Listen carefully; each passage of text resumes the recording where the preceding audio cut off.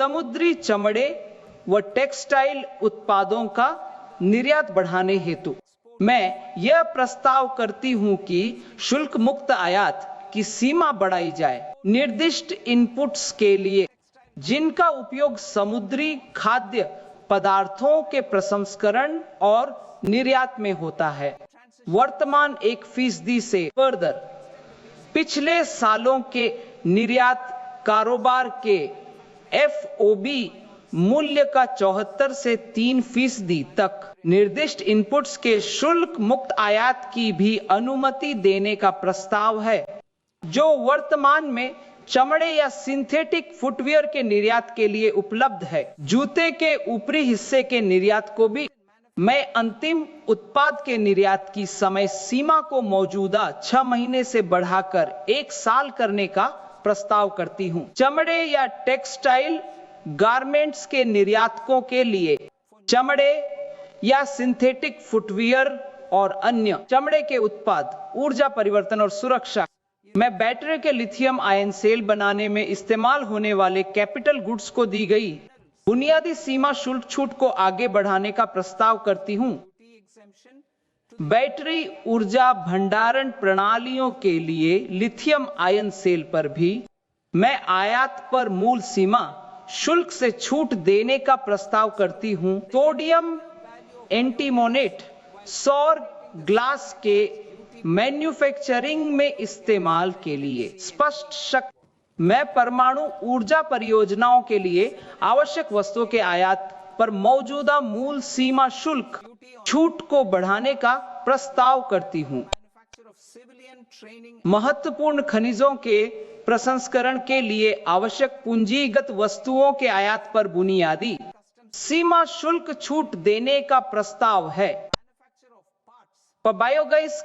Biogas मिश्रित CNG पर देय केंद्रीय उत्पाद शुल्क की गणना करते समय छूट देने का प्रस्ताव करती हूं। नागरिक और रक्षा विमानन मैं नागरिक प्रशिक्षण व अन्य के निर्माण हेतु आवश्यक घटकों व पुर्जों पर मूल सीमा शुल्क से छूट का प्रस्ताव करती हूं। कच्चे माल पर विमान के पुर्जों के निर्माण के लिए आयातित विमान के रखरखाव, मरम्मत, रक्षा क्षेत्र की इकाइयों की सभी आवश्यकताओं और इलेक्ट्रिक के लिए कंज्यूमर इलेक्ट्रॉनिक्स सेक्टर में वैल्यू एडिशन को और बढ़ाने के लिए मैं बेसिक कस ड्यूटी से छूट देने का प्रस्ताव करती हूं। माइक्रोवेव ओवन के निर्माण में इस्तेमाल होने वाले पुर्जे और विशेष आर्थिक क्षेत्र से जुड़ी चिंताओं को दूर करने के लिए वैश्विक व्यापार में व्यवधानों के कारण विशेष आर्थिक क्षेत्रों में मैन्युफैक्चरिंग यूनिट्स की क्षमता उपयोग को लेकर उत्पन्न होने वाली मैं प्रस्ताव करती हूं कि एक विशेष एकमुश्त उपाय के तौर पर SEZs में योग्य मैन्युफैक्चरिंग यूनिट्स द्वारा बिक्री को आसान बनाया जाए। ऐसी बिक्री की मात्रा उनके निर्यात निर्धारित अनुपात तक ही सीमित रहेगी। आवश्यक नियामक बदलाव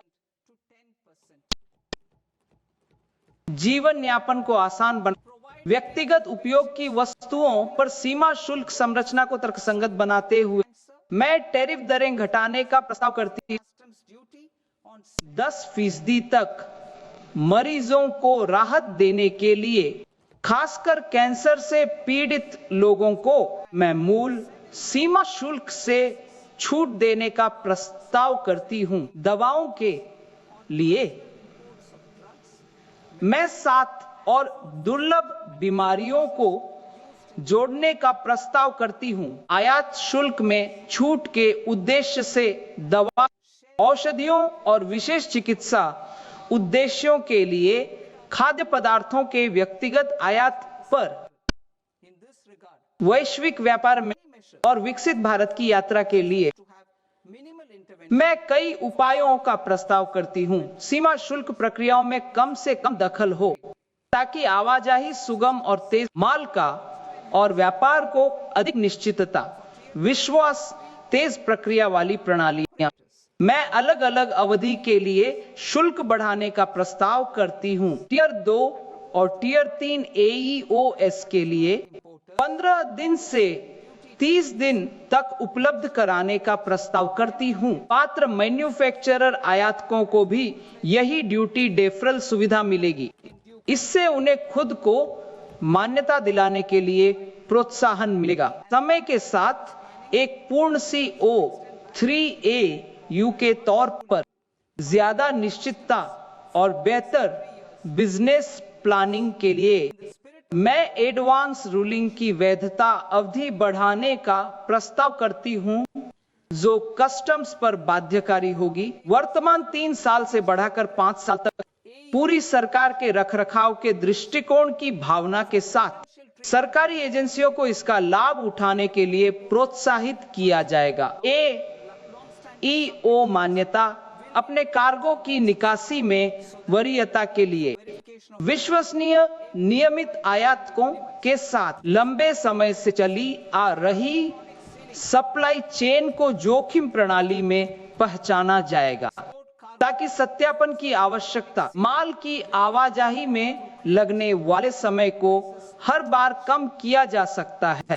निर्यात के लिए इलेक्ट्रॉनिक सीलिंग का उपयोग किया जाएगा। निर्यात के लिए इलेक्ट्रॉनिक सीलिंग की सुविधा प्रदान की जाएगी।